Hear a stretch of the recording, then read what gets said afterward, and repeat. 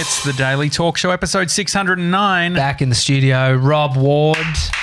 First time actually in the studio. First time. Yeah, we were at your studio. This is way different to the last time. We were in your boardroom. Yeah. There was no video cameras. No, there was pests running in and out. That's right. Free coffee. No, Yeah. we appreciate that. I thought he was calling us pests. No, everybody else. There were some photos taken, but no, it's good to have you back, mate. Good to be back. After all these episodes, it's we've seen you since. Yeah. It hasn't just been a disconnect. How you going, mate? How you go? Good. Things are good. Yeah. It's complicated, but good. Well, you were just talking about, so for people who don't know, you own Quadlock. You're a co-founder of Quadlock, which is the phone case that you mount onto bikes and all that sort of shit. Look for blue.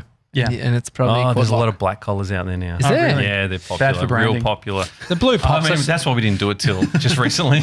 I actually sent you a screenshot of Kevin Hart's doco, and one of the guys in it has a Quadlock. Yeah. And you said, I was like so pumped to send it to you. Like, mate, I'm not surprised where they pop up now.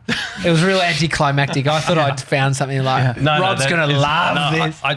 I do love it, but yeah. They are absolutely everywhere. So I get that you weren't as excited as what I thought you would be. I don't know I think I shared on the stories or something. Did you see Jonathan Pye I saw on that. YouTube and his big rant on Brexit? And he's literally going to the camera and he's holding his Quadlock and he's like, this is what's wrong with the world today. This is Brexit. And he's talking about social media and the media on your phone and all that, but it looks like he's talking about because he had a Quadlock on. Yeah, because he got the Quadlock on and you're just like, oh shit, this could be a massive PR. Well, I think the success metric changes that gets you excited. I can imagine. It does, like for now, it's not seeing it because it's mostly everywhere. But for us, it's going to the St Kilda Festival and someone coming up and saying, "Josh and Tommy, you guys are from the Daily Talk Show." Yeah. What does it shift to when for being so far into the journey? And to be honest, I think. Like the things you track as a business, units, revenue growth, things like that. And that's all cool. But after looking at it for a long time, it just becomes another goal, another thing. And it's great when you hit it and everyone gets pumped. And it's a good feeling of the success of that metric. Because when you are inside your own office with just everyone who's working on Quadlock and you're not out and about seeing it, doing it, that is the thing you've got to work with. But then when you're on Instagram, you follow the hashtag and you see every day like hundreds of motorcycles and bikes going up with new people using it and things like that. You're like, wow. Then you walk out in the street and there's hundreds of them out there. And then you go to get a coffee and people got Quadlock t-shirts on and they're like, hey, I need to get one of those. Where do they come from? Like, oh, you can come upstairs. We make them, we have them. Like, yeah, then those kind of things still like, you sending through that thing, Jonathan Pye, like, those things in the real world are still the things that make you go, oh shit. There's a lot of these things out there. Or you travel, go around the world, and you see them in different cities and things like that. You're like, yeah, okay, this is a lot bigger than us now. You're talking about goals. We're always talking here about like we want a dashboard. We have this dream one day of having this. That's cool because you saw like our 6 dashboards. Yeah. So what is like? So you do have all these TV screens that have all these graphs and shit. What are they actually measuring? Just to impress people. It's just a line going up. Yeah. No. I think it was like probably 4 years ago now. I think we really started, like we us, we were pretty run and gun, shoot from the hip kind of operators when we started. But you sort of have to be, I think, at a point. And I think we were talking about before, like, long-term plans when you're still trying to figure things out are difficult because they can sort of push you into this place where it may not be the best to be. But after a while and you get more people on a team and you got to sort of express a vision or try and express where we want to be or where you want to go. Like CP and I used to say things like, we got to make something bigger than us. Like sounds good, but does not really, how do you act on that? Yeah. Were you saying things like, we want a $10 million a year business? Not at the start. It was literally like, we want to do something bigger than ourselves. Like, because some of our other businesses, some stuff you probably remember just like the lasers and the 3D printers and all that kind of stuff. You're looking at, that was never going to get that much bigger than us kind of thing. So that was just a thing that we could say to ourselves, and it worked probably when there's one or two of us and maybe a couple of others, but it doesn't work when you've got more people who are really trying to pull those levers for you because it doesn't give them if I say that to someone, they don't go, okay, and they turn around and they go to do something like, what do I do with that? What should I act on now? So I think with the revenue being a goal, or is no, it like with the goal of making something bigger than ourselves. Yeah, okay. Then so you start breaking it down to like maybe it's a revenue goal, and even a revenue goal. Like I've found, like we did start with revenue goals, things like that. I've even found revenue goal can be the sort of the big picture goal sometimes, but it's not necessarily. It's hard to act on getting revenue that day in a certain way, because what we can sort of pull levers to do is get revenue, but a better metric is orders. How many people can get to buy a quad lock that day? That'll transfer into revenue, but it's easy to understand because we sell in 6-7 different currencies. It's a hard thing to work out sometimes. Where if we can go, all right, just say we want to do just like your figure, just say we want to pretend we want it to be $10 million, and go, okay, to do that, the thing that will make it easy for someone to act on something is if they understand to do that, to be there at this point in time, what do we have to do today? Because the thing with the goal is it's always so far away. And it's hard to sometimes put yourself in the position of going, what do I have to do today to hit that goal 365 days from now? So if you can go break that goal down to be, okay, we want to be at this number, it doesn't really matter the number, by this time. How many orders a day would that look like? And you can't do the simple thing of just going, it's 1,000 orders a day, every day for the next 365 days or something like that, because you're not going to be able to go to 1,000. But if you go, actually, we could get to 600 today and scale that up to 1,000 by the end of the year. And if we did that, and then you go, what would it look like? It'll look like this many on this side, this many on this side, this many coming from B2B, this many from here. Then you end up with these finite numbers. And the next day, you can measure back to those numbers. You can make a plan. And then it's these little wins. Like you can go and get a big order off someone, but it's just a little spike on the radar. Sure. It's like a big PR piece. Like we used to chase PR and stuff like that a lot. And it was good and it has a big spike and gets a whole heap of interest really quickly. But you can't repeat that. So it's kind of like, all right, if we're doing 200 orders on one website, would it look like if we do 220 and we can chase 220 and we can start doing things to try and get that 200 to 220 orders a day? And 20 orders seems trivial, but over a year it starts to stack up, and you do that on multiple websites, plus in a few different marketplaces, and all of a sudden you've got, quite a substantial business. It's not as sexy as chasing like one big PR piece, but the longevity of it and the things you learn along the way mean you can then go from 200 to like 400. What about revenue versus profit? How much are you looking at that? Yeah, that's a big conversation right now. I don't know if you've seen the stuff that's happened recently with Casper in the US. It's a mattress company. The mattress company. So they IPO'd, did they? They IPO'd, yeah. So their last round of funding was at like 1.1 billion. Wow. That's a lot of mattresses. I think it's a lot of mattresses. It's a lot of podcast advertising. It's a lot. Yeah. But the thing is, that 1.1 billion's done on the last round. That last round, they wanted to IPO, I think, at 1.25 billion, because you want their valuations to go up every round you do. Sure.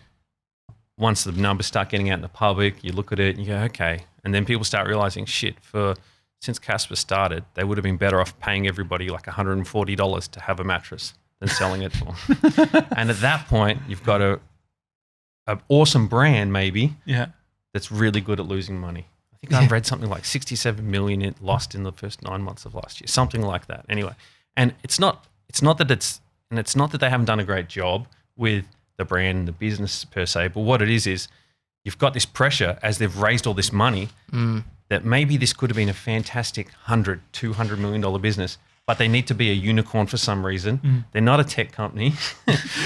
And all of a sudden it's like, Captain Snooze trying to be a $1 billion unicorn overnight. Like, it doesn't make sense, right? Yeah. They have disrupted the industry. They've done some cool stuff, right? But the reason they've disrupted it is because they've created a false dichotomy based on selling mattresses where they're losing money every time. It's true. And I think the thing is, it can make sense losing money on the first sale to a customer, depending on your lifetime value. Maybe they don't have their lifetime value right. I think the problem is you're not buying a mattress every other week. Yeah, so what is the I don't know. Like, they have 10-year warranty on these things, so I don't know. Just get it replaced all the time. Yeah. 97 would get one and get it replaced every year. Wet the bed, get it replaced. Well, they do the 100-day return. He'd get it in at 99. But I think what's happened, right, this 1.25 billion valuation, they go to IPO, they do this bit of a roadshow. It turns out people are not loving their numbers. It goes down to 750 million, and then it goes down to 500 million. Oh, no. And then they're doing an IPO at $500 million valuation. So overnight, it's gone from 1.1 down to 500 million.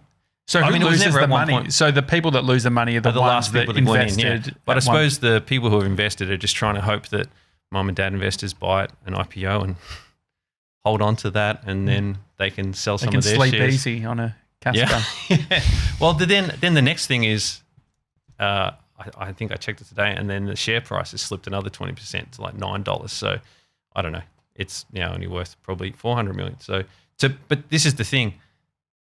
So you can go, okay, it was valued at 1.1 billion and now it's 400 million. It was never worth 1.1 billion. Yeah. Some people just put money into that valuation, but the market says no. Yeah. And I think we're going to see more of that. So coming back to profitability, I think it's important because we're way different to Casper.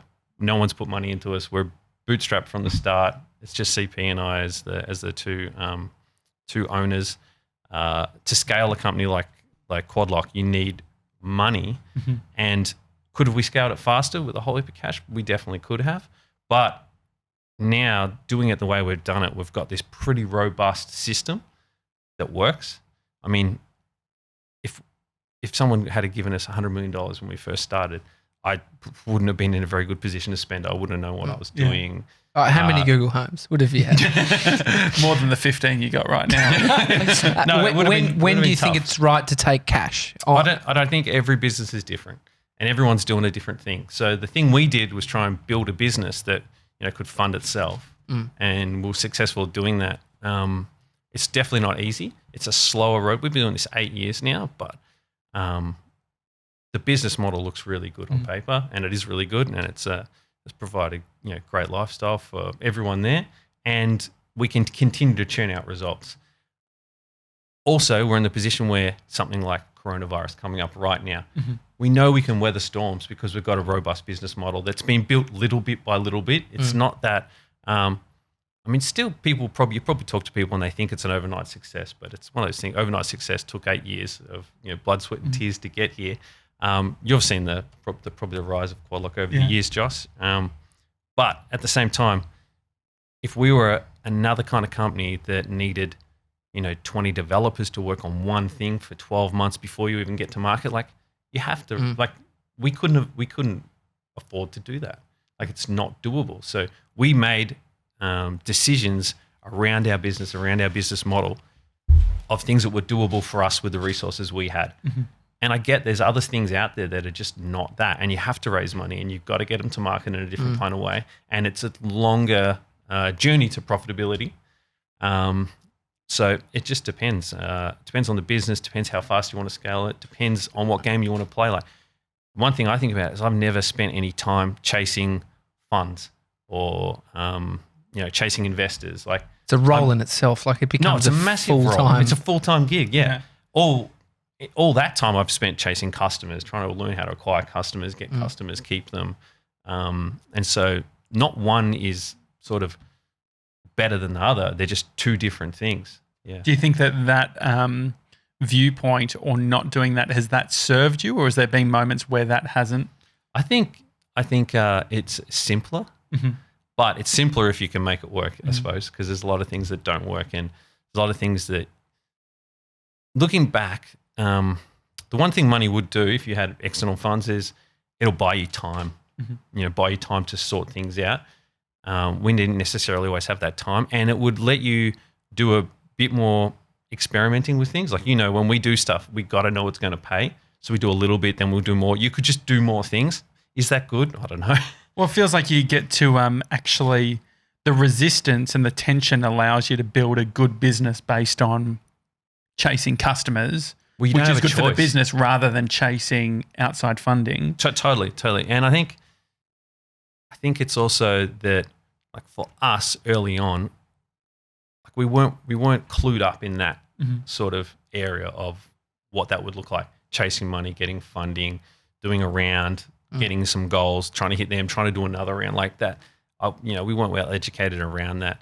I mean, I'm not well educated at all anyway, so that doesn't. But especially around that, just for me, the simple thing of waking up and going, all right, I need to go get a whole heap of customers to be able to make the next round of this product, to be able to fund the next part of the business, to be able to expand and grow and do everything organically, I suppose is a better way of looking at it. It just made sense to us and we did it, and it's been good, and I wouldn't change it.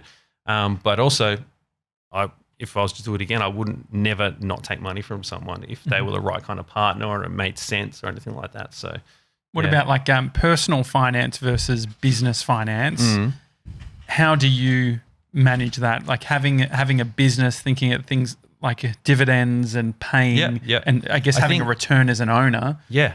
Well, I think in the early days, it was really good for CP and I that, and this is all stuff you find out in hindsight. Like I've heard horror stories now, but it was good that we were in a very similar position when we started, almost exact same position. Like, we both gave up something good to go and do this. We had good jobs. We both had savings. But we both did have a mortgage.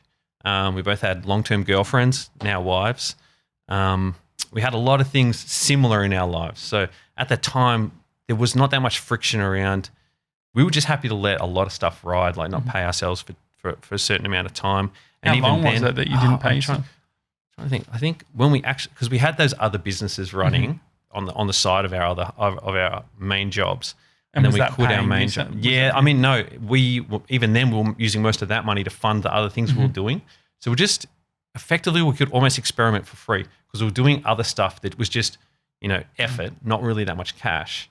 We put a little bit in the start, and then that would make more money to then go do the next thing, make more money to go do the next thing, and we're just rolling those funds from one venture over into the other to self-fund. And then we sold the laser business, that money went in. But even then, the money was trivial. Like we had everything we did, we had to make money on to keep it moving forward. And then I think it might have been from when we quit our jobs, maybe three months before we paid ourselves. But even then, we've always been pretty modest in what we would do in those regards, because it's kind of like we figured there's no point paying ourselves if it was at the expense of doing something else. So if we wouldn't pay ourselves. Isn't there always something else to do? Like I guess so. There is, but there gets to a point where the business may be that profitable that you're already doing all the things you really want to do, all the important things, and then you're like, actually, no, now is a good time that we can. Was there a trigger point for you guys? Was there an amount where it's like once it gets to X amount, we can take a percentage? It's never. It's not really that. It's literally. When it's as simple as when the funds in the bank, I suppose, are going up faster than they're going out. That's simple. And you're still getting into that point where we always like having cash in the bank because you never know what's going to happen. But and we also want to be able to, if we see an opportunity. So if we see something, like I remember it was this time the year before, we saw a whole heap of. I remember going through Instagram, seeing a whole heap of space opening up for advertising just in images. And we were doing lots of video at the time. And I'm like, man, there's so many image ads popping, so much space for image ads popping up. It went to every fourth post. So the carousel stuff as well. Yeah, all that stuff, yeah. And then we're already doing it, but not as hard as we could. And all these extra placements opened up. I remember chatting with the guys. I'm like, I think we got to get back into some serious, just old school image ads because people's attentions were short, that kind of thing. We did that. We opened it up, started getting a good result, and then we just pour money into it and get those results. And if we were a more traditional business where it's like, all right, this much is taken out, this is much is left in, there's a budget for marketing which is X amount, and that has to be spent every month, and then you just wouldn't have bandwidth to do it. But we're like, we never have a marketing budget. All we have is spend as much as we can get a good return on, and then if it works, if it works, spend more money. But that seems so simple and just makes so much sense, right? But what about and a runway? You can't explain that to people sometimes. Yeah, but what about the idea of do you have we need to a runway? Yeah. Well, we never had the runway because we had no money. Yeah. So we had to build the runway out in front of us. And so did you have runways if you've got you still have a runway if you've got some money in the bank, but you should always have a runway, right? Yeah, but we started pretty much with no runway. Yeah. That's most businesses. Well, exactly. Now. But you start then building the runway. Not if you've raise money. Well, you raise money, raise the runway. you get $10 million and you're like, right, we can start here and it's going to cost us to run like this $1 million a month. We've got 10 months. And by then we have to be the next be all set. Yeah. But, sometimes you're getting to the end of that runway and you don't have anything sorted. It's not a good place So do you have a comfort factor where you're like, if I have 6 months in the bank in regards to salaries and all that sort of thing? We're at the moment we used to do this thing. I haven't done this for years, but when I used to do all the numbers, all the books, I used to have this thing where what I do. This is probably what you're getting at, actually. Now I think about it, it was a while ago. Probably haven't done this in a long time, but I used to do like worst case scenarios to call it. Yeah. I'm not an accountant.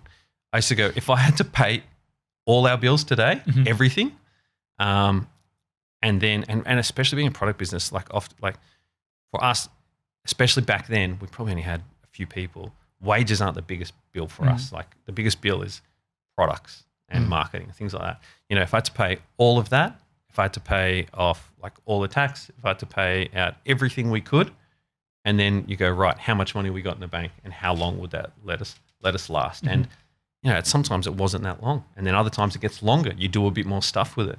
So we used to just do this worst case scenario, and then when you can get into this place where you just feel comfortable and safe, you can just push really hard because you don't owe anything to anyone.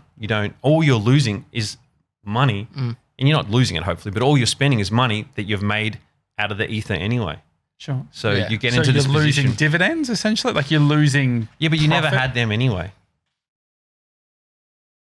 It's just a number in a bank account. It doesn't. You're looking at. Yeah, I mean, yeah, you're right. Why the fuck are we here? You just had to, I mean, but like that is it is. Yeah. Like what is money? Well, Like it's if you just look at it, and that's why people. If you start going like insular, I'm going to lose something. Yeah, I reckon you'll probably lose it. Yeah. If you're like, well, it's there in the account.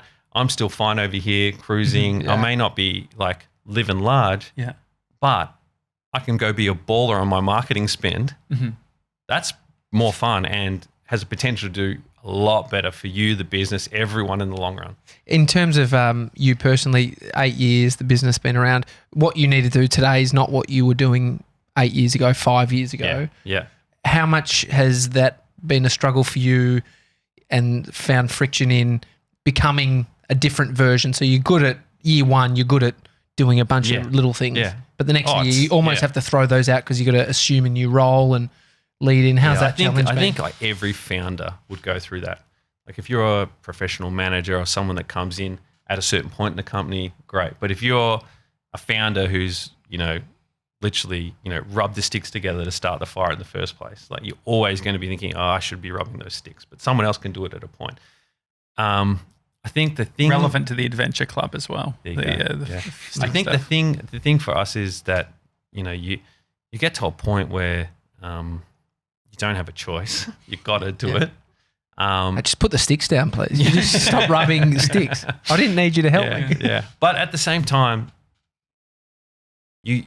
there's one thing I've realized. When you get people in, they come in under their whole, what they've learned outside and what they're used to doing. And you have to be able to take some of that, but then you have to show them what you've learned specific to the thing you're doing. And it's a dance there, and it's it's kind of like taking and then teaching, and so that is something that just try to get better at every day. And I think for me 4 years ago, I'd be a lot better at it now. Can I still get better? For sure, but also then it's a trust thing. It's a whole heap of things. But a lot of the letting go. But the thing is letting go, but still being across it, because there's still as you get.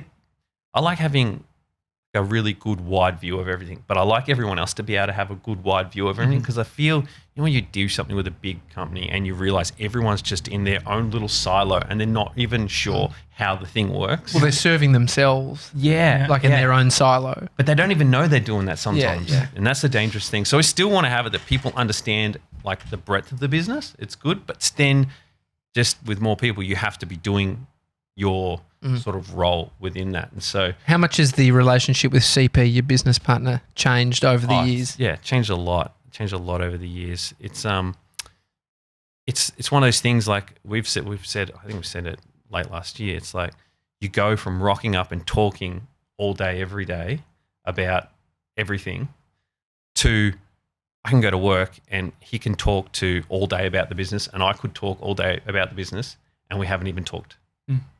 Because we're operating on different things, doing different things at the time. There's so much that is going on, and you just you want to be across everything to a certain point, but you physically can't be. So I think it's a delicate balance of being like knowing how deep you can go into each facet of the business and still keep a heads up awareness of what's going on, but not getting too bogged down in each part of the business until there's something that needs your help or you're really trying to solve that issue at the time with the team, and then you get into that one at that point in time. Then you come back out and then there's something else, then you get into that one deeper at the time. So you sort of got to be flexible, I suppose, along the way. And that for us, I suppose along the way, that has been one of those things that is just that constant learning, who does what. And it's like I look at our business now and we're still, I think you would say maybe at this point in time, you'd have a board and you'd have really defined role, and we still don't have any of that. And there'd be companies, a tenth the size of us that would have all that nailed. Do you feel the need to create those roles? You guys don't really have a CEO, do you? Nah. Like you're just co-founders, directors. See, I think internally we don't need it, but maybe externally, maybe people want to know. I don't know. But it's like also, if you go and talk to some of the guys at Quadlock, they won't even. It's like the joint's not big enough that people don't know who to talk to about what. Sure. I suppose. So who makes the decision at the end of the day? If we have different roles in different things, so, and it's not always us. It's like we're talking about a new lease, like we were talking about before, and we had someone come in who's going to be searching for us. He's like, so I can come back and give it to you guys and you can have a look. I'm like, and the first thing I'm thinking in my head, and then we'll show the team. Yeah. Because it's not just CP and my company. Like, people have been there a long time now, and it's they're all part of it, and that they want to say, and that's sort of how we run it. It's pretty open in that regard. Like, talking about the dashboards up on the walls and things like that. Like there's no hidden surprises. People know how many dollars the company did that day if they care. It's good to bring people in on so they get a real sense of if there is an urgency or if things are lacking. In terms of because I think for someone like Josh being in business with him, I don't think that sounds like the ideal situation of not understanding specifically where everyone fits. And I think it's like it's each to their own, right? Yeah. It's like works for you guys doesn't mean it's the way you have to do it. Thing is, when people are empowered, I guess that's a question of if also new people coming on, maybe not as good for. But also the other thing with bringing in employees, do you need to have trust day one? What does trust look like? Because most people, I think that the answer that everyone wants to hear is you can't work with people that you don't trust. Well, but my thing is you can't trust people until you've worked with them. But they can't trust you until they've worked with you as well. So you go do. The more I think about it, the whole interview process is pretty. It's pretty tricky. Yeah. We're just sort of. It's like. No, it's like a trying to buy a bed, right? You go lay down on that bed for, 15 seconds, and then you go, okay, so that's what it's going to be like to sleep in 8 integration. No, but I did get a bed, so it's just in my mind. But the thing is, you lay in it for 15 seconds, and you're like, okay, so that's what it's going to be like for 8 hours a night. No, probably not. Well, you do. And it's like you have an interview with someone, you're like, okay, so what are they going to be work with every day? I don't know.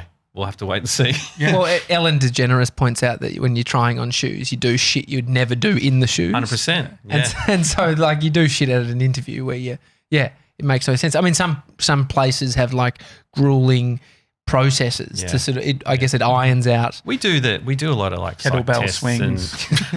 We do psych tests and stuff like that now, but I don't know. Is it true that you guys actually make people mount it and see how quickly they can mount it on and off? You can't do it in 4 seconds. You'll get a job. Everyone knows First shot, 4 seconds, you're done. No. I think trust is super important, but to be honest, trust comes with time at the end of the day, doesn't it? And you see results and you see things, and then you see people. We were just before I came here, we're talking about a certain stock item that we tried to. Usually we try and sell more. At the moment, we're trying to sell less. It's a different thing for us. So we're trying the coronavirus stuff. Yeah. So we're trying to work out how to sell less, and we're doing a few different things. And just as we walk out, Tim's like, "Why don't we put these other two things that we know we have lots of stock on as an upsell. And we're like, yeah, we should do that because and I'm thinking in my mind, I reckon a year I definitely would have said that as soon as we took the other thing down. But I've probably got the trust that someone else is going to come up with a good idea. You've lost it. You've lost it. I'm losing the edge. I'm losing the edge. No. But and the same, and by the time as I'm walking out, it's all being done, and it'll be done. It'll be done well, and it will work, and we'll sell a few units, and it's a perfect substitute, and it makes sense on every level. And literally, I didn't do anything. So what you're describing though there is someone is now doing what you would have done, which I think is the criticism that Tommy has sometimes with how I operate, which is like, I want people to be thinking how I'm thinking about certain things. So how do you... But even if there's difference though. There's like thinking the way you're thinking or just getting an outcome. Because you can think about something differently and still get an outcome. So maybe the way they get to that is different to the way I'd get to it. Yeah. But if we get the outcome, it's still great. And so then when it comes down to the thinking versus the outcome, how have you worked out ways of communicating? If you have an idea, if you've got a destination, will you communicate that destination up front, or is there a little bit of letting go, waiting to see where it lands? I think that's a good question. I think I've done different things at different times. I think at the moment, like when someone's new, I think what I've found works well for me now is explain how we would usually go about doing something and give them the tools to have success in that way, and then do it with them that way, like whatever the thing is. Like just say it's like shooting a video or it's writing a script and the whole thing, right? Letting them do it that way, doing it with them, like, holding hands effectively along the way. And then you step back at a point. And then you see how they go about doing it. And then because there's a chance they'll do it one way that may work better. There's a chance they'll do it one way, it may go to shit. But we can afford that now. Probably like years ago, we couldn't afford that. So then, depending what happens, it's not one or the other. It's a scale somewhere in the middle, right? Then you can come in and go, okay, so that was cool, but why don't we go back to doing this checklist for this thing? And they're like, oh yeah, no, that'll be good. Because what happens is when you get shown everything as a new person, right, in a new job, in a new environment, you may not know, this is what I've realized over the years, is they may not know why they're doing it, but you've written this process or you've done this thing because you've fucked up 10 times in a row, and then you go, I know we need to do it this way. Yeah. But when you don't, and for the guys that you work that out with, it makes complete sense and they love that thing. Because they've gone through all the friction. Yeah. And so if you've had no have friction, to communicate? It's hard to communicate that. Yeah. And so I think you've got to almost let it maybe go the way it's going to go, and then come back in with, that's why we do it this way. And then you get the big, oh, okay. Yeah, as long as the risk isn't As long as the risk is large. not too large, yeah. Well, the other interesting thing is around that, like, we do it this way. I think that one of the things that we're discovering is it's like, I do it a certain way. When does the way that Rob does it, the way that Quadlock does it? Have you worked out sort of distinguishing between this is a process that you think is best versus a co-creation from the team? To be honest, now we're at the point where most of that stuff is, I remember it was probably a while ago I realized, like, pushing something, like if just say we sat down to do something now and I pushed to you guys, this is the way to do it. You'd be like, oh, okay. And then you'd be like, you might say yes, but are you going to get on board 100%? Probably not. But if I go, all right, guys, let's work out a way to do it. And we all go together and we put it down together and we all own it, even if you're influencing it a little bit, you're going to deal with it 10 times better in the long run. So most of the things now, like if we go through like a template that we have of doing something, like just as I left, Tim and Ben are like, oh, we've changed the way we're updating this website. We just launched the Galaxy today, the S20. We're changing the way we're doing it. We're going to go back and redo the templates. And I'm like, yeah, cool. That's awesome. So they'll be redoing the templates probably right now. And that's great. But they know what needs to be in them. They know why we do it. They like doing it. Like it becomes this tool that we rely on. That's great. Like I don't need to be there for that. I can look at it later or whatever. But the thing is, I think we need to go redo those templates as well. But they're taking the initiative, they're doing it. And I think, you're not going to rock up and on your first day start saying that. and you don't know why or how. You haven't been through this friction, but all these guys have launched heaps of products. They know what are the upsides, what are the downsides, what are the things we miss, what are the things that we don't need to be as critical about because we have a better way of doing it. Like Dave's worked out a way to do something automatic. It's great. Then they adjust. And so that kind of stuff is now happening sort of, it's not by itself and you can't take it for granted, but it's happening like without me effectively. So that's good. But like they say, like all good things take time. Well, what's interesting too for young businesses that still haven't worked out the model of their business, or it's not working, and so the decisions you're making, it's so much higher pressure because you're like, fuck, it's not working. Well, that's what I was saying before. Like we can afford to do some of these things now because not everything has to work. And so when it wasn't working, and when even if it was working, or we were learning our way through it. At that point in time, you feel like you've got to be involved because you're like, we can't afford to fuck this up. Well, you don't have the liberty. You don't have the runway, if you want to call it, to be able to afford to do those things. And so at that point, there's always a bit more pressure. Is it a different energy? Does that energy serve or does it hinder? I think like a bit of urgency and a bit of pressure for me personally is good, but that's not everyone. So you got to understand who deals with that. Like that can be motivating for someone. It can be like, it's like at the end of a basketball game, there's a person who wants to take the shot and there's a person who's thinking, fuck, I hope they don't pass me the ball to take the shot. Yeah. So everyone's different in that regard. So I think, but that other person might have just put in 20 for the game, and that person who's still willing to take shots only put in 10. Everyone's different. And it's not that one's more important than the other. Yeah. There's a guy on the sideline saying fucking directing everybody. Yeah. So everyone's got a role to play. Everyone's got a different way to do it. But then in saying what you're saying, it's probably why not everyone's a founder or should be a founder. It's maybe not good for everyone.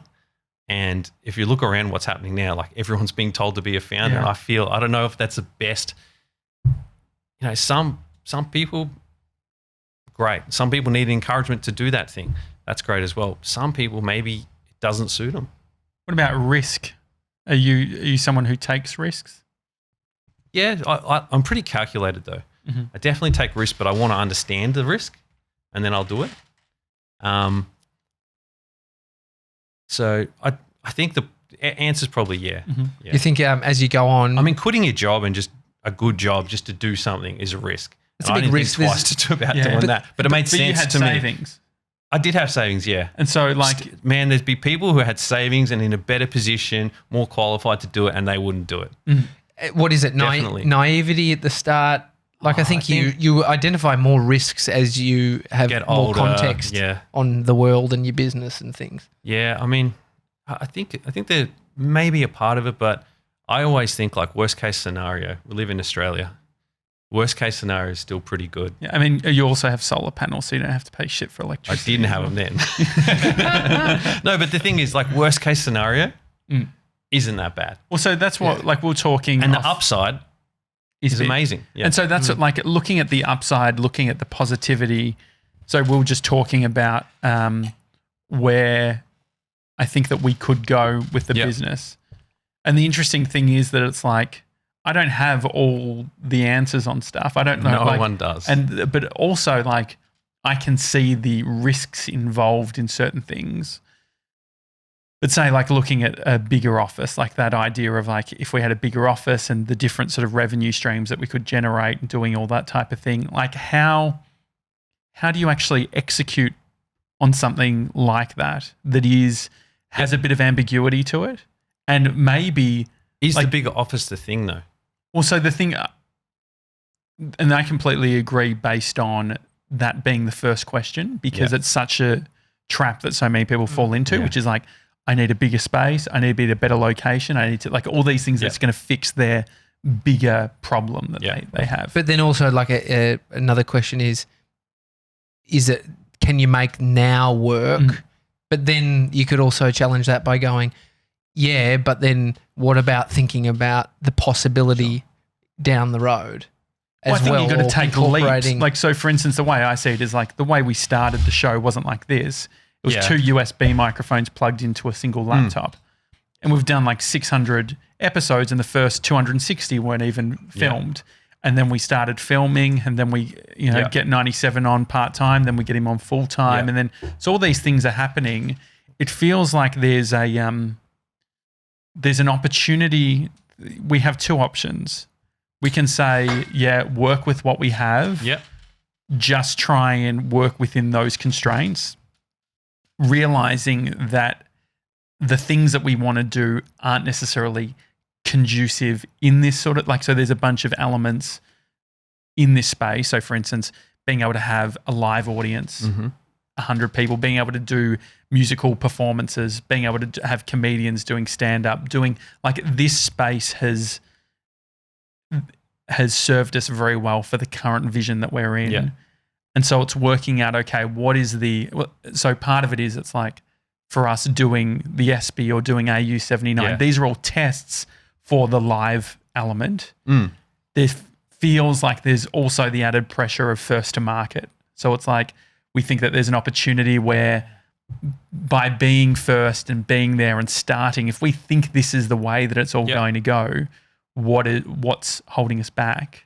And then I guess the other part of it is the bigger space has 8 different business models in it that could do really well on their own. So it's like, okay, no, we don't want to be a studio for hire, but if we had an amazing creative hub where we've got the daily talk show and we have 20 other podcasts that big media companies producing, and we don't have to be great, we don't need to make heaps of money personally, we just need to live good lives. But we think that we could create a format, a business, a whole model of co-creating this stuff where heaps of people are creating their own shows and it's all helping one another. I think I get what you're saying. I think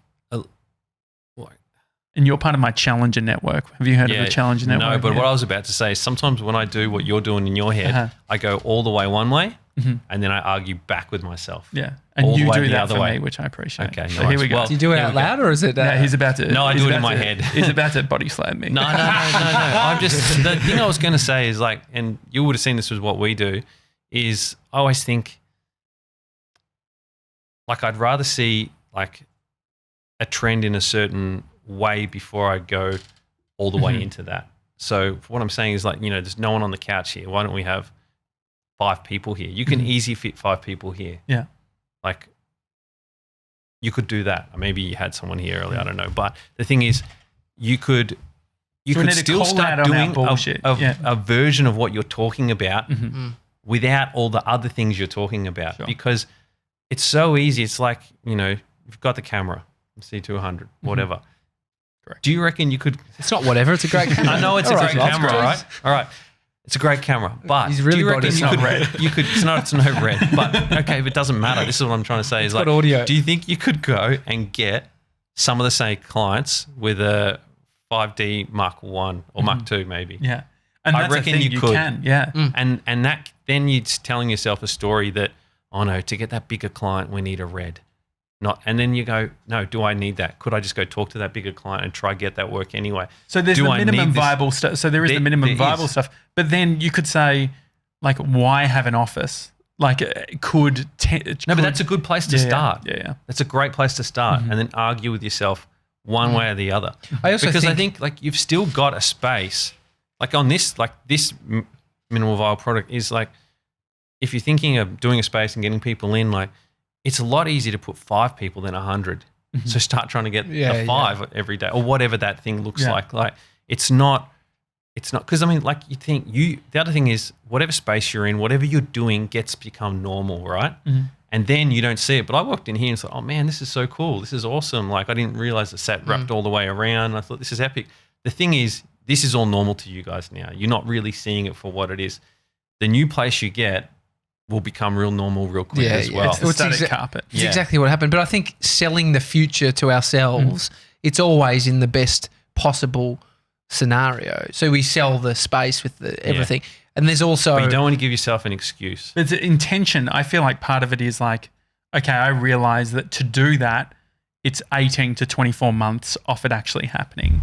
And so by then putting that intention out there, then exactly what you're saying, which is like, okay, we need to start 100%. How can we do, how could we, so with that whole like 20 shows, like one of the WIG's widely important goals that I'd sort of was thinking potentially is, okay, creating a new show by the end of April. What would a new show by the end of April look like? And so then saying, okay, if we want to get into that co-creation stuff, who do we know? What talent do we have where we can produce a show? I think the other great minimum viable product is a website. If we can get good at, so big media companies' websites really bad at the moment. We're working on a complete sort of shift of it and synthesizing what we're doing.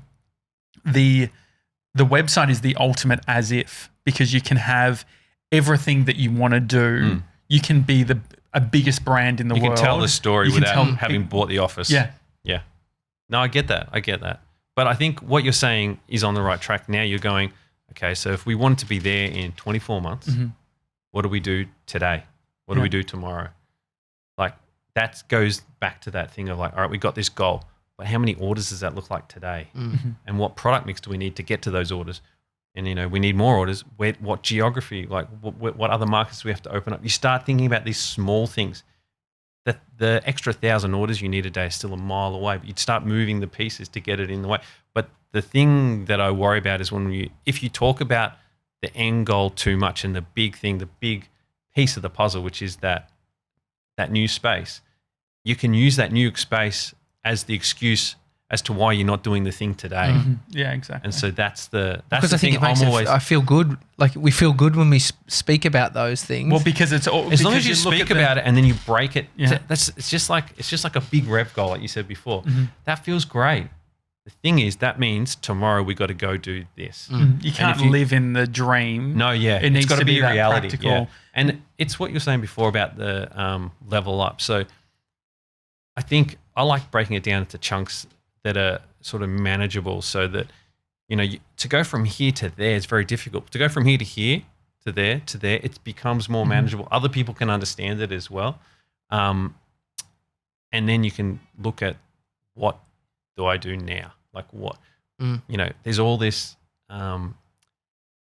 stuff we want to do, and there's this big goal that we want to achieve for X amount of reasons, and it's going to look like this. But what can I do today to get us on that journey? And then it's patience comes into it, because it's big time. It's a bit annoying sometimes having to do the little things. But it makes you grounded. Yeah. Because I have to tell you what, though, when you end up signing up to a 300, 400 grand lease, you'll be pretty happy you did the little things, though, I'd say. Because, Yeah, because also as soon as you start doing stuff, you start learning. The faster you do stuff is, you know, the quicker you start learning. So I don't know. When you guys did hoodies, like how much stuff did you learn from when you're talking about it to when you actually did it? Then the next time you do something, well, Blige hadn't included GST into the so there you go, the form. But that's great to work out on. We didn't factor in Mason's miscounting of the people that needed. See, all these things, you'd rather work that out on the amount of orders you did then, versus the amount of orders you'll do next time. Doing 1,000 hoodies where you stuff shit up. Yeah. So that's the thing. That's why I think, you know, working out how to get, I don't know. So when iterate, it's minimum viable. 100% it makes a lot every of sense. time. A good example is, you know, when you did the what's the 500th episode? Yeah. AU79. AU79. That was great.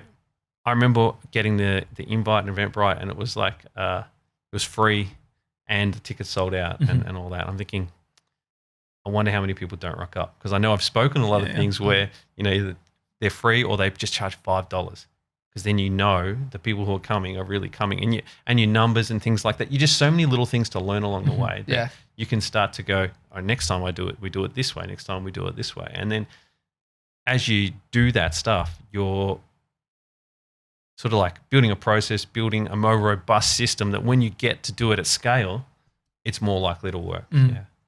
Sevs, do you have any questions for Rob? I feel like a lot of these things would be relevant to some of the things you've been thinking about. Yeah, I mean, I think the whole thinking about the big picture and thinking 24 months in advance, and the steps you can take today to sort of get you there. I think that's super interesting. Do you have an example of any of the steps that you took that might have helped you, build that quad lock? I think, something that's helped us. I think I'll go back to more earlier days is doing things quickly. So doing things quickly and not necessarily the most polished versions of things, because what it meant is when you're trying to make something. But who did I hear the other day? You said you did something, you put it up. That video you did, and you put up a terrible thumbnail, right? Oh yeah. Yeah. So for me, here we go. I would usually do a worse job on the actual product, which is your creative thing that you're doing, and I'd try and nail the thumbnail. Sure. Because it doesn't matter how good the thing is behind the thumbnail if the thumbnail's not right. That's what the YouTube is all about now. Just body slammed you, mate. No. But it's fine because the thing is, if you're doing more stuff faster all the time, you just get to realize what is the thing that actually makes a difference every time. It's hard to separate yourself from your art form kind of thing, though. I totally get that. But the thing is, if you can almost be ruthless with yourself effectively. And, if you look at the shit we used to do, it's terrible. But we learned so much so fast. And even now, we've lost a bit of that. But you sort of have to, like at a certain point. But early on, we're in this sort of period where we could just do stuff, throw it against the wall, see what worked, and then just do more of that thing. And the thing was, the cost and the time and the effort was so low to do a lot of that stuff. So if you go back, what you guys are almost doing now is in the phase where we weren't even really quad lock yet, where we were a bit 3D printers, a bit like the laser cutters. And then we rolled that in. It was Origin Systems, the company that we then rolled that into, we did the opener and then we got on to doing quad lock. So you're still in that area of like figuring it all out, which is fine. Were you waiting to find what sticks or? Yeah, totally. And also there's that, but then I spoke about this on the Founder podcast I did just the other day, and it was that I sort of realized when I was talking about it, and that is that I think a lot of the time what we're doing is we're actually even just not just working out what works, we're working out what we actually want to do. Because we worked out, okay, those businesses are great, but it's not actually what we want to do. This looks more like what we want to do. And so we just started chasing that and going down those routes. And so I think if you can get to the point where you can just do multiple things without having to take on like a $200,000 or $300,000 lease is an awesome position to be in, where you just do stuff, see what works. Like you're saying, the tests, like do AU79, do that. Like, is there a way that you can go and do like lock in 20 shows, 2 a month for the next whatever somewhere and do that? Because that's, you're sort of acting as if you've got an office, but you don't have it. But do you need it to do that? Yeah, no. Maybe no. So I just think doing stuff all the time, as much as you can, learning from it, being self-critical of it, I think is a big part. And that's one thing when people come on, I remember I didn't realize you almost have to teach. Like, it's fine to fail. It's absolutely fine. Like, it's a good thing. The sooner you realize something doesn't work, the sooner you can stop doing it and go on to the thing that you think's going to work. And when I say work, I mean show you some inkling of success. It doesn't mean that this new ad has completely revolutionized the way we do everything. What it means is there's something in what we've done here that is interesting to this part of the market.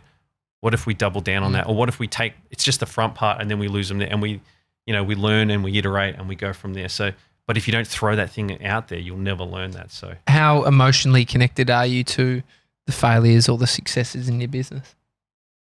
I'm emotionally connected to the business, but it's easy for me to just like put my hand up and say we fuck. Like I just have no problems screwing things up. What gets you? What keeps you anxious or gets you worried? Like coronavirus slowing things down in China. That's not an anxious thing. It's like for that one specifically right now that I'm just a bit disappointed because this is a massive problem for the world, and like it's almost selfish to be that disappointed in our own little part, but it's what affects our day to day. So that's what you got to keep in mind. The thing like I felt we just done some big, like we just gone through, we did a big change to the way we do things in the structure of some of our Facebook ads and things. It sounds boring, but it is a big change for us. And we did that at a crazy time just before sort of Black Friday. Then we go into Black Friday. Then we have December. Then you have all these months that are all over the shop. And in Jan, we just started seeing, man, this is really working. This is really good. Like we're really pumped, and we can start to see everything tick back up. And we're like going, all this work we're doing, we're starting to see that it's working and it's going to be really great. And it's like just as we get to that point, which like this thing is hit, and it's kind of like, I just feel like it's not an anxiousness or anything. It's not. It's just a bit disappointed that like the team and everyone, we've all done the things that we need to do. You know, we did new fulfillment out of China for the Asian market. We're going really good there and really strong, and we're doing better jobs. We're about to, all these things sort of drop in that you're working on. Now it seems like things we work and then they drop in and they start to pay for themselves. We're right at that point, and it's kind of like just a bit disappointed. Yeah. Well, it's resilience though, like the fact that you guys can weather the storm. 100% we can, yeah. And everyone knows that. It's just we have to literally, we're trying to engineer a way to sell less product at the moment, which is like we've never had to do that. What about so on the failure thing, one of the things that Tommy and I talk about is arguing your position or trying to protect your position in why you did something. So for instance, it's like, okay, we've done this shoot. We could have done something potentially better. But say, especially I'm the culprit in picking out the flaws or saying, what's the learning here? What's the learning there? Tommy will say, okay, I did this because of X, Y, and Z, right? And that's why we did this thing. Protecting your position versus being like, actually, even if I consider all that, it wasn't necessarily the right, like I understand how having this would have been better.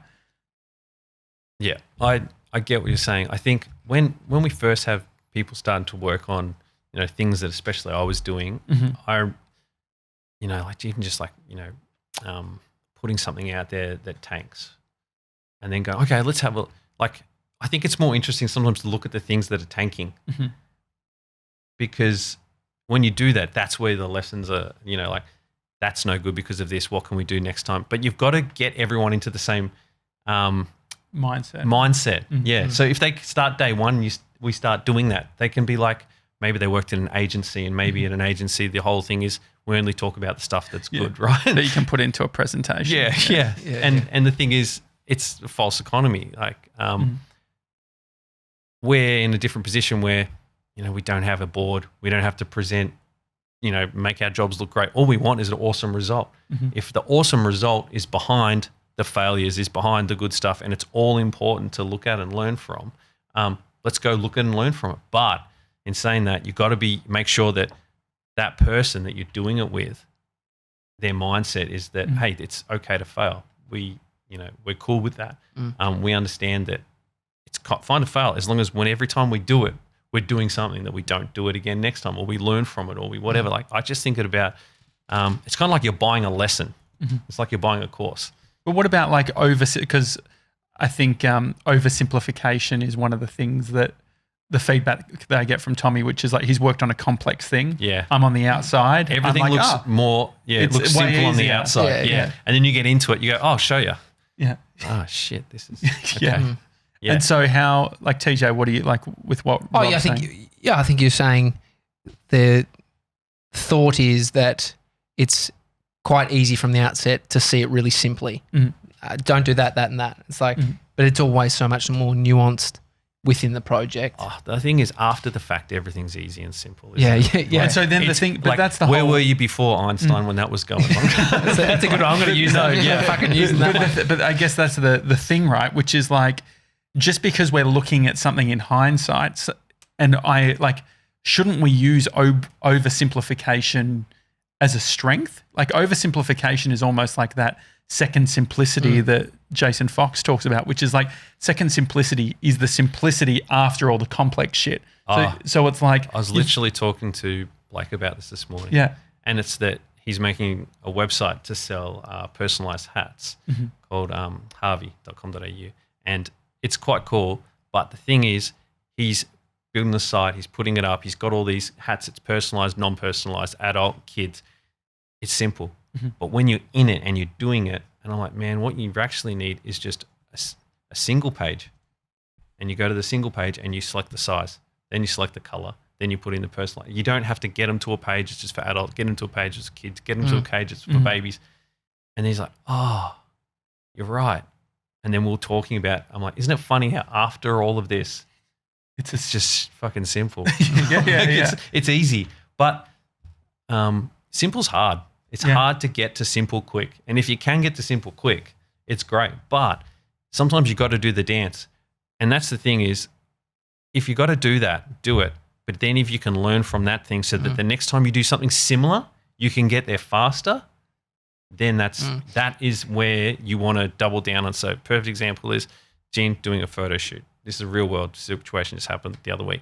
He's like, oh, I've got 3 cyclists. We're going to go out here, windy roads. It's going to look awesome. I'm going to do all this stuff. He's got this huge list of stuff to do. It's like, you know how long it takes. It's like lock-on shots, close-up lock-on shots, farther away, 3 different mounts, 4 different phones. And I'm like, man, like, we're not going to get any of this done.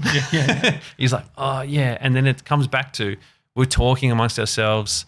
And there's like, I think it was like, Edo, Tim, Jacinta, myself, Gene. We're all looking at this thing. I'm like, all right, what we're going to have to do, and we all come up with this together, is what we actually need to do is be simple right at the start. Before we book talent, before we find this place where we're going to shoot, before we do anything, is like, what are we trying to achieve on this shoot now? Because what we did is we organized a shoot and then tried to fill it with stuff to do. And then we turned into, this is actually more a social shoot. This is a shoot for the socials, longer lands further away, a couple of close-ups here and there, but we'll be able to nail all that and do all that.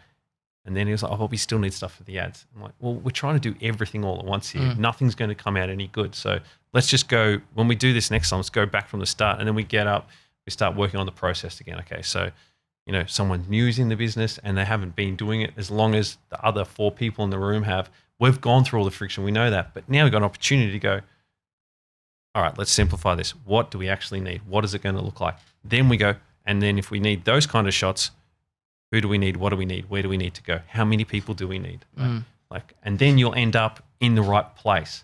But if we don't go through that, we're never going to get to the point of making it simple. So at the end of it, it's like, well, this is really easy. Yeah. And there's optimism at the start too, which is, we can do everything. Like, yeah. And let's the try thing and is, do everything. I'm thinking in my head, we can't do all that. Yeah. The thing is, how many shoots have we done? Yeah, 100 so that's shoots. a bunch of learning. It's learnings, yeah. But the thing is, you can share that quickly and get it out in the open and sort of get, like, not everyone needs to go through all the same pain to get to the end result, as you may have had to in the learnings you've done before. So it's how do you convey that? How do you put that into a bit of a system that sort of helps people achieve, I suppose. And all of a sudden, the conversation's not about you're wrong, you're right. It's that never even comes into it. It's like, how can we do this better? How can we get to this where we are now? Like, we were in a meeting and it was like, oh, now we're clear. Okay, we're clear. Let's forget about what we're doing. How next time will we get to this clear point fast? Which I think, what do you think, TJ? I reckon I don't necessarily do the you're wrong, I'm right thing. It is very much like, what is the learning? Depends how someone feels about it. And that's why I think, so there's, because what I was thinking about it, say you do a shoot and then there's a nuance of what the shoot was. Was it minimum viable? Was it something that we actually don't understand? And then in what we're doing is, in hindsight, looking at where the pain points were. And it's easy to go, obviously they're all here. But then it's like the type of shoot that you can't fix that shoot. That's done. Yeah. And it's just learn from that shoot. Yeah. Yeah, definitely. And so then it's pointing a retro. out. So it's like what the purpose of a retro is. And the retro is not for any like blame game or being we could have done that. But it's like, okay, for the next one, what are the little things that we need to do to be able to make it better? Yeah, 100%. I think also putting a restriction on when the retro happens, because it can be a moment to sort of disengage from something.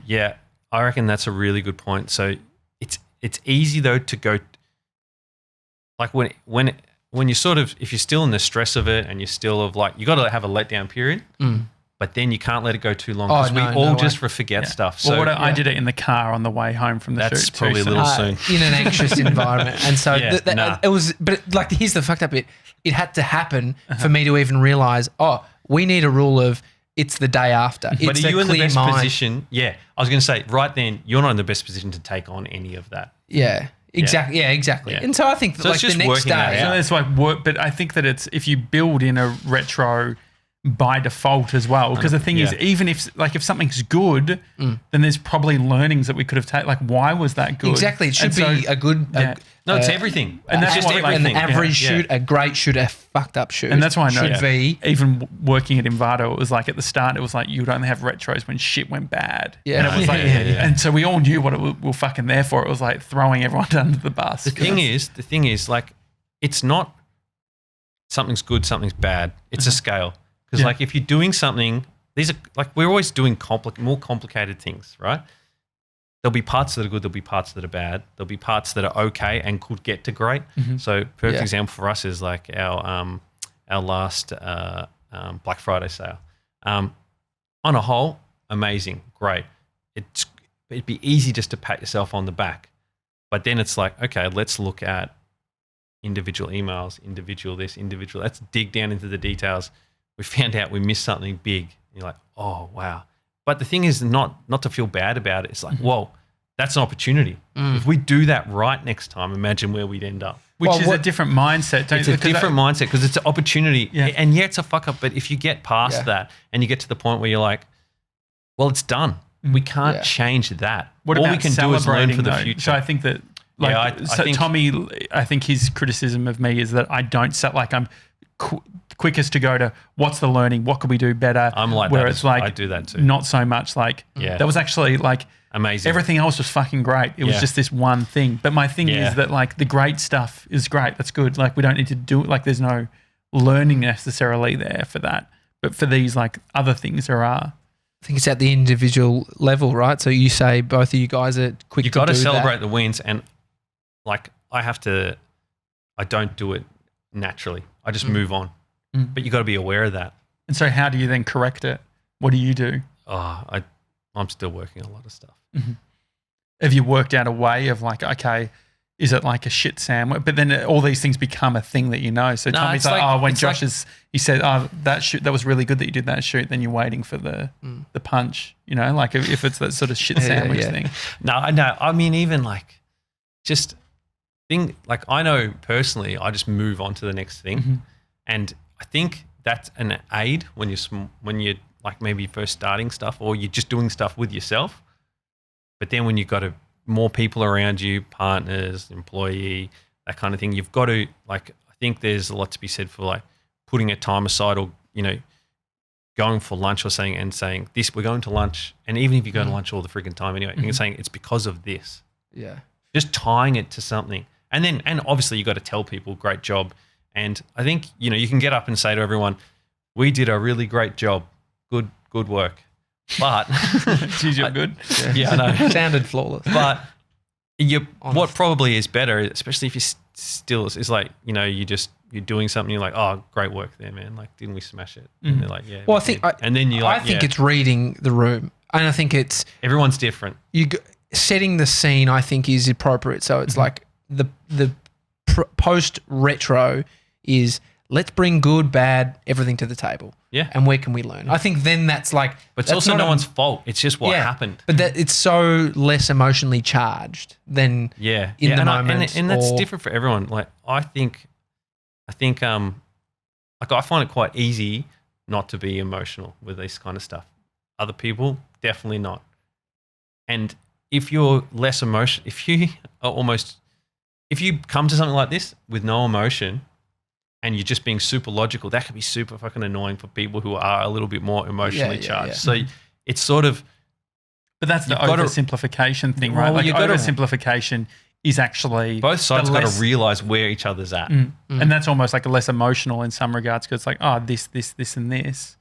But then I guess it's also tied into if that was evoked from because the thing is, like, we've done a lot of shoots, like having, Of course, yeah. like over all the years that we've both been doing video, we've had so many different shoots, and so There'd we be have some all commonalities of this, between them. Yeah. And that's where you need Do you to think- try and look for that stuff, I suppose. Like, do you think, Rob, you pointing out, going quickly to those things is a link you've made in your mind to not feel emotional?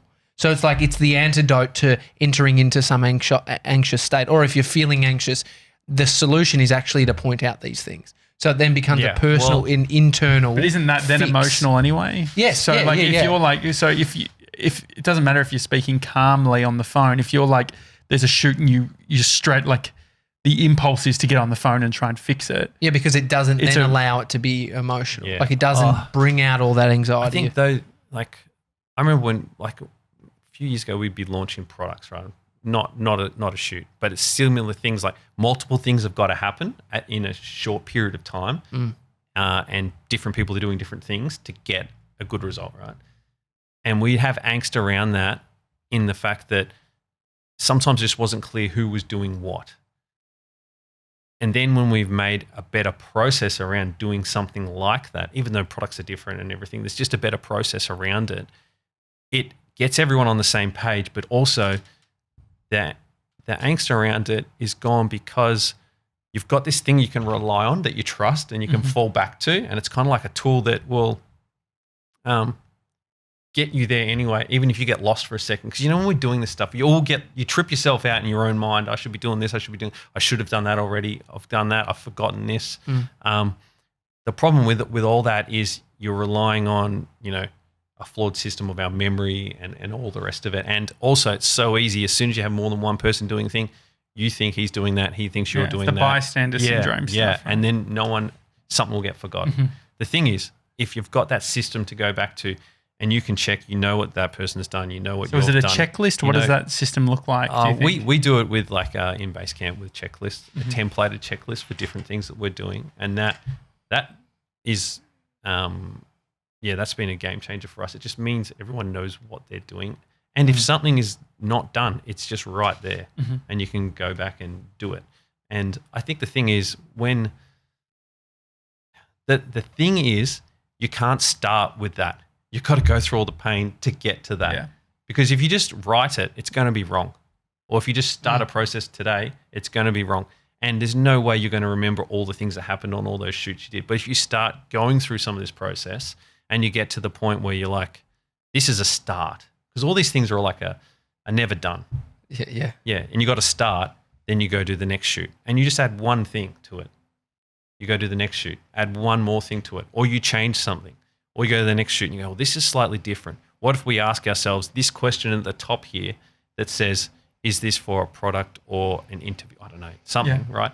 And then you can just start laying all this down. You're like, if it's an interview, we go down this route. If it's a product shoot or a lifestyle shoot, we go down this route. And then you can get to the point where you've got this system that you can all rely on. And I think that stuff's working when all of a sudden you don't have it and people are asking for it. When they're doing that, you're like, okay, this is working. They're relying on it now. And it's good because that becomes their own, like it becomes everyone's tool to success. And even I for the suppose. retro, like being able to, the reason through why, it, because the reason why we're just doing it randomly is because we don't have anything, where it's like, rather than it being this person's opinion versus this person's opinion, it would be much nicer and simpler if we just had the decision of the checklist. And did we do everything on the checklist? 100%. And the other thing is, I suppose, with that, I reckon is, you might be doing things that are similar to each other, and then you do one thing that's an outlier.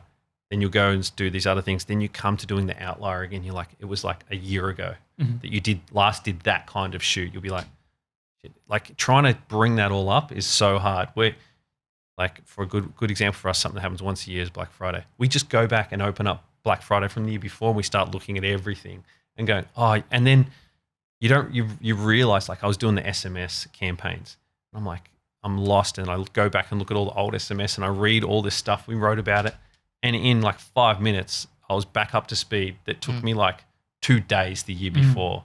And I'm like, man, if we didn't have this, It'd be hard. How much of business is being up for dealing with some kind of pain? And the pain could be learning something new or totally new challenge. I think, but yeah, I think definitely think it's pain to some extent, but eventually you'll get to like the pain. Like it's like I hate to use your term lean into it, but I'm going to like you'll be leaning you'll be leaning into that because you realize once you do it and it hurts and you get better and it works, you'll start to realize that you reckon. I feel like I do it now. Like we get to somewhere and we're doing something and I'm like, this is familiar to a time before this happened. Yeah, yeah. And then you go, this is going to be good in the end. Yeah. Well, it's like a run. Yeah, People who are great runners, really fit, still struggle and feel a bit of pain when they're going for a run. Oh, my knee's not good, but I can run 20K or... but they like, I've had this before. I can get through it. I know I can. And it's the kind of thing like, someone hands you like a widget or a lock or something and you like a quad lock maybe, and you got to take it off. And if you don't 100% know what comes off and how to do it, it could be hard. But when you know what to do, it's just like, because you've done it before. And once you've gone through it, you can lean into it and go through it again and again and again. And it gets... he didn't like my running one, so he brought in a quad lock analogy. It's an integration. But the thing is, the only reason the runner can do that is because he's had the sore knee before. The first time he has it, he's like, oh shit, can I get through this? Well, even like Seth Godin talks about with like using the running analogy, with runners, you are going to get tired. It's not about how do you not get tired. It's where do you put the tired? Yeah, how do you deal with it? How do you deal with it? I think that like even with all of this sort of stuff, it's just because there is friction, it doesn't mean that things aren't going well. It's just part of any project. Yeah. I mean, I think this is a bit of a problem. I think with how much content's out there. Everyone's killing it. Everyone's getting up at 5 a.m. and they're perfect and they're having no issues. They've solved everything in their life by doing that. Or solar panels. Yeah, like cold water, cold showers, whatever. The thing is, you've set off all of it. Yeah, if you can't listen so to annoying. this at home, there's 25 Google Homes going off right now. How many Google Homes do you have, by the way? Not that many. I have 3. Okay.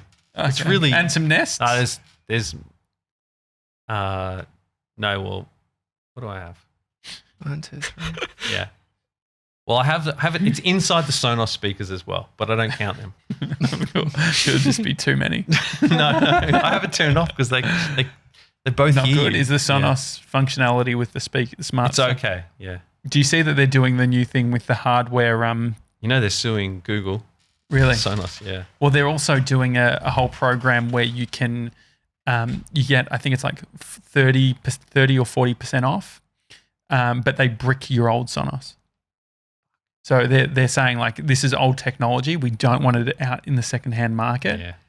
And so, because I had all those old Play 5s or whatever, so it was. I ended up. They're in an interesting spot. They really. It's hard, are. like unless they go super. Because I guess the whole thing was they were doing the mesh network stuff, right? Whereas now wireless is way better. AirPlay, Google Wi-Fi is awesome. Yeah. No, I get it. Yeah, I still like the stuff and want to support them, but they're in a tricky spot. I think. Did you see? Apple's wearables, like bigger than if you put together, I think it's like Fitbit? No. It was the Swiss watch, like Swatch and stuff. Put them all together. If you put together like a lot of it's the AirPods. Put together watch and AirPods, it's bigger than like Rolex, Tiffany's, Sonos, a whole heap of brands. They just dwarfed everything. Like by themselves, they're like a Fortune 100 company now. It's just the wearables. Just the wearables. Our mate Tall Gronk, Peter Shepard's got this new device. I forgot the name. It starts with W, I think. It's for tracking sleep. Oh yeah. But it's you don't pay for the hardware. You pay a subscription. It's $30 a month, and it does all of your sleep. And it's it's really thin. It doesn't have any screen on it. Almost just looks like a like a Velcro armband. I'm thinking of getting into it maybe. Really? Do you need another sleep tracker? Yeah. Do you think? Do you need to have a problem to be using something like that? Well, he was saying that last night when he did it, he was like, he woke up in the middle of the night and he was like angry. He's like, "You're gonna fuck your sleep data. Get to sleep." They're trying to get to sleep real quick. That's why I don't reckon you want anxiety when you're trying to fall asleep, just to get a better score on an app. It's a modern day might problem. Work. Do you remember that app? Like this is years ago. This has got to be like. Do you remember the Jawbone app? No. You used to they used to say just put your phone was when they first had accelerometers and that in the iPhone. You put your iPhone on your bed and it would tell you how well you slept. That went massive. Well, really? They even was it real? I don't know if any of this stuff works, but they tell a lot of them. It was the one that TJ tried one where it records the audio and just play back where you make noise. And it caught me farting. Yeah, I mean, the accelerometer stuff's interesting. You were telling, when it comes to, are you in the Apple store? Can you buy Quad Lock at the Apple store or no? No, online? Just online, yeah. Can you talk about the process of that, or is that all NDA? No, probably is. Yeah. It's a bit of a nightmare. Yeah, it's a long they go through so much stuff to try. Yeah, and it's changed over the years. It used to be that Apple did the testing, then they outsourced the testing, and it's all over the shop. Do you have to get a new test every single time? Every model. Yeah. It's a lot of work. It is a lot of work for. This is one of those things you say to someone, "Oh yeah, we sold an Apple." Like, really? That's amazing. But no one buys anything outside of iPhones and MacBooks and shit, right? The accessories. Pretty much. I mean, it's even hard to find stuff. Yeah. I was trying to buy a laptop stand the other day from Apple for someone new, and literally how I got there is go to the search bar and type in 12 South because I know the brand of the laptop stand that I needed, and that. Yeah, it's but messy. how many people doing that? Yeah, not that many. Yeah. Have you got an exit strategy for the business, or is it not something that we've done that dance before back in the day with different people, and it was we've done it twice, but now, best decision we ever made is not selling. So is it just because of how much it's grown? Oh yeah. And one time we were doing it with a company in the US and we were growing a lot at the time. What sort of company wants to buy? They were more like a distribution company. It was very opportunistic. We've talked to likes of Belkin and Logitech early days, and they actually came up with the thing that's both of them independently come up with the right call on us at the time, and that was that really we're more of a sporting sort of lifestyle brand than a CE brand. Which? Consumer electronics. Oh, yeah. And they're all traditional consumer electronics brands. So talking with those guys at the end of that sort of press, they were like, you know what, both separately said that where you will be popular is not where we're strong. About Garmin, but are they doing too much of their own hardware? We're probably competing? probably too people effectively are using these instead of Garmin's. But if they wanted to diversify or whatever, you could see them developing a really good it got all software the app and stuff like that. Yeah. And so, is it in your mind about because you always hear people saying you need an exit strategy. Yeah, I mean, the exit strategy would be that effectively one day, and this is going to be worth more to someone else than it is to us. It's like any company of worth. That will be a point in time where that is that. The thing is, I still think we're a bit unique or a bit different in the space, and we don't even do much. We do hardly any PR or anything anymore. People don't even know. I don't know. Probably 4 or 5 years ago, there was heaps more around Quad Lock in the media and that kind of thing. Now there's just heaps more Quad Locks out there, but people don't really know us that well. So we're not chasing that kind of thing on a daily basis because we don't raise money, so no one talks about anything. We just sell lots of units and get lots more customers. But what we are doing is building a really, really good business, a really good brand, strong brand. People come back and buy it. Eventually, I'm sure someone, either PE or another brand or someone will be interested in us at one point. But it's not like we need it at any time soon. Yeah. What I do love about Quad Lock is that you get behind and sponsor local events. And one of those events that you're sponsoring is the Adventure Club that the Daily Talk Show has. This is a massive stitch up. No, it's fine. I spoke to Rob about it. Haven't spoken to him since. That was 2 weeks ago. And I said, mate, would you sponsor the event? And I don't know what that actually means. Nor does Rob. So let's just leave it at he's sponsoring the event, or he's at least going to come. So he's a representative from Quad Lock that will be there on the day. Can you sponsor a service of my bike? Because I need a new chain, I think. On the way in, I think it was on the way in, I was listening to the podcast on Instagram because I thought, what are these guys? If I ring the doorbell and they're doing a podcast, how's that work? Yeah, no, don't. So no, I didn't do it. So I just messaged Mace, ran down and opened up on the live chat. I'm out the front. But I heard you say that that You can tell us your favourite ice cream? Or? No, you said I'm going to come and do the service on your bike. No, yeah, he mentioned that. And I said absolutely not. The I just thought that maybe you'd be good at it. The I founder, could do it, but I'm not going to do it. it needs a whole No, new chain. if it's been sitting on the balcony, It needs a whole new chain and just You just need to grease take it. up. I Yeah. also want to get the new wrap of the handles. yeah, Because they're a little bit. The thing is, you got to get all the parts, and you got to go do it all. Well, he was suggesting taking my Specialized bike and getting Curve to service. Don't I'm think like, Curve. They're No, they not won't. doing about that. your bike. Yeah, They won't. But Anyway, it's a great bike. Just take it down to the local bike shop and just get a service, and it'll be fine. Because I nearly the last time I was looking at it, it was wrapped up also in getting a bike trainer. I was thinking I'm going to get it serviced, and I'm going to get an indoor bike trainer and get a stand for my MacBook Pro. It's putting a lot of things in front of the just riding the bike, which you have. well, you'll be riding it. It's true. It's my challenge network.